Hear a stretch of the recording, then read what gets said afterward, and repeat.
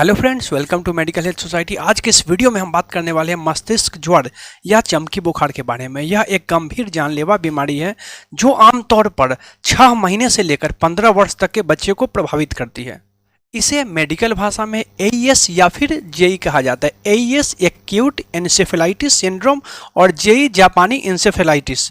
Encephalitis जहां भी ये वर्ड लग जाता है उसका मतलब होता है मस्तिष्क में सूजन या फिर मस्तिष्क ज्वर। आगे हम बात करते हैं चमकी बुखार के जो सामान्य लक्षण है उसके बारे में। तो इसके जो सामान्य लक्षण है उसमें तेज बुखार आना हो सकता है, चमकी आना अथवा शरीर में ऐंठन होना हो सकता है, दांत पर दांत होना, बच्चे का सुस्त हो जाना, बेहोश हो जाना या फिर अर्ध बेहोशी की स्थिति में बच्चा जा सकता है। हो सकता है कि वो अपने फैमिली मेंबर को पहचानने से भी उस समय इनकार करे।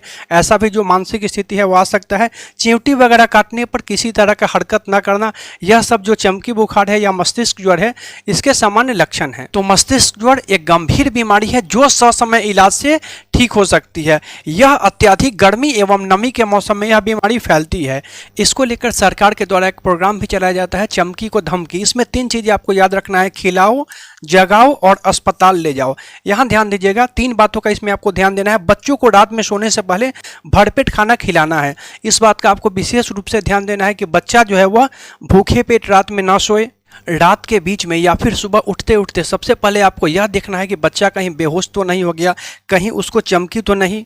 जैसे ही आपको बेहोशी या चमकी दिखे आपको तुरंत ही आपका जो नज़दीकी आशा है उनसे संपर्क करना है या फिर कोई एम्बुलेंस से या फिर निजी वाहन से जो नज़दीकी स्वास्थ्य संस्थान है वहाँ पर आपको अपने बच्चे को लेकर जाना है। एक बात का आपको विशेष रूप से ध्यान देना है कि चमकी बुखार या मस्तिष्क ज्वर में समय की जो भूमिका होती है बहुत महत्वपूर्ण होती है। अर्थात जितनी जल्दी बच्चा अस्पताल पहुंचेगा, जितनी जल्दी उसका इलाज शुरू हो जाएगा, उतनी ही जल्दी उसके ठीक होने का चांस जो है वो ज़्यादा होगा। तो जैसा कि 3 धमकियाँ आपको याद रखना है, खिलाओ, जगाओ और अस्पताल ले जाओ। रात को आपको बच्चे को खाली पेट नहीं सोने देना है। रात को या फिर सुबह में देखना है कि बच्चा को कहीं चमकी बुखार तो नहीं, बच्चा हमारा उठ रहा है, बोल रहा है, सब कुछ सही तो है। अगर आपको लगता है कि बच्चा को मस्तिष्क ज्वर या फिर चमकी बुखार है तो तुरंत ही उसको जो नजदीकी स्वास्थ्य संस्थान है उसमें लेकर जाना है। प्रत्येक वर्ष जो गर्मी का मौसम है, खासकर जो मई जून का महीना है, इसमें इसका जो आंकड़ा है वो बढ़ जाता है।